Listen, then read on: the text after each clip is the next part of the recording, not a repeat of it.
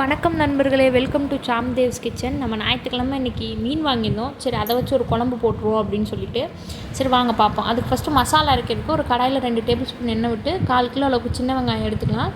சின்ன வெங்காயம் நான் போடுற தேங்காய் அளவு வந்து எங்கள் ஃபேமிலியில் இருக்க மெம்பருக்கு தகுந்த மாதிரி போடுறேன். நீங்கள் உங்கள் ஃபேமிலியில் அளவு கூடவோ குறைவோ இருந்தால் நீங்கள் அதுக்கு தகுந்த மாதிரி கூட்டி குறைச்சிக்கலாம்.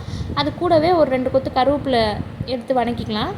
நம்ம சின்ன வெங்காயம் நல்லா வணங்கணும், பச்சையாக இருக்கக்கூடாது. நல்லா வணங்கினதுக்கப்புறம் நம்ம மீன் குழம்பு மசாலாவோ இல்லை நம்ம வீட்டில் அரைச்சி வச்சுருப்போங்களா குழம்பு மசாலாவோ அதை நம்ம வந்து சேர்த்துக்கலாம். நல்லா வணங்கணும். வணங்கினதுக்கப்புறம் தான் சேர்த்த போகிறோம்.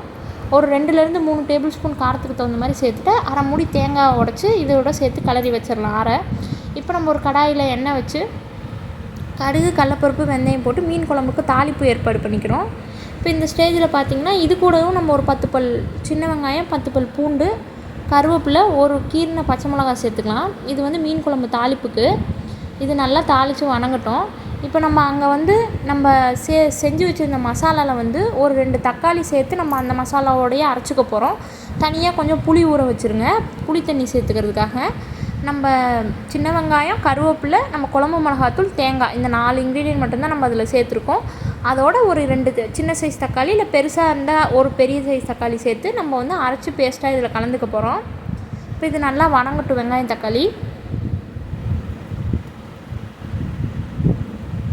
நல்லா இது பொன்னிறமாக வணங்கணுன்னே நம்ம இப்போ மசாலா வந்து தனியாக அரைச்சி வச்சுருக்கோம் இல்லைங்க, அந்த மசாலா சேர்த்துக்கலாம்.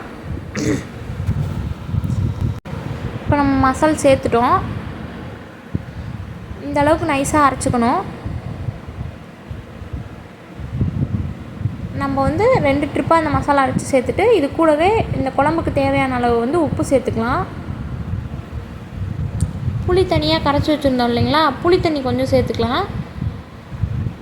புளிப்பு தேவையான அளவு நீங்கள் பார்த்துட்டு சேர்த்துக்கோங்க. ஏன்னா புளிப்பு உங்களுக்கு எப்படி இருக்கோ அந்த தகுந்த மாதிரி நீங்கள் சேர்த்துக்கலாம்.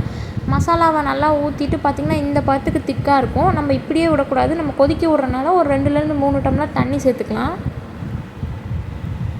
தண்ணி சேர்த்துட்டு நல்லா கொதிக்க விடணும். ஏன்னா குழம்பு நல்லா கொதித்து வந்தால் தான் அந்த மசால் வாடை போய் நம்ம எண்ணெய் பிரிஞ்சு வரும். தண்ணி 2லேருந்து 3 டம்ளர் நம்ம சேர்த்து தாராளமாகவே கொதிக்க விட்டுக்கலாம். ஒரு 1/4 மணி நேரம் சிம்மில் வச்சு கொதிக்க விட்டுருங்க நல்லா. அப்போ தான் இந்த மசாலா வெந்து எண்ணெய் பிரிஞ்சு வரும். இப்போ நம்ம பார்க்கலாம். இப்போ பாருங்கள், நம்ம 1/4 மணி நேரம் நம்ம சிம்மில் வச்சு கொதிக்க விட்டோம். மசாலா எப்படி எண்ணெய் பிரிஞ்சு நல்லா இருக்குது பாருங்கள். இந்த ஸ்டேஜில் நம்ம வச்சுருக்க சங்கரா மீனை போட்டுக்கலாம். மீன் போட்டுட்டு ஒரு 2 நிமிஷம் அப்படியே லைட்டாக இப்படி திருப்பி விட்டால் போதும். மீன் நல்லா சூப்பராக வெந்துடும். பாருங்கள், உங்களுக்கு கொதிக்கிறதுலே தெரியுது மீன் எவ்வளோ சூப்பராக வந்திருக்கு. அவ்வளோதான். கொத்தமல்லி தழை போட்டு இருக்குங்கன்னா சுவையான மீன் குழம்பு தயார். இந்த மாதிரி வீடியோவுக்கு நம்ம ரெகுலராக நம்ம சேனலை ஃபாலோ பண்ணுங்கள். தேங்க்யூ.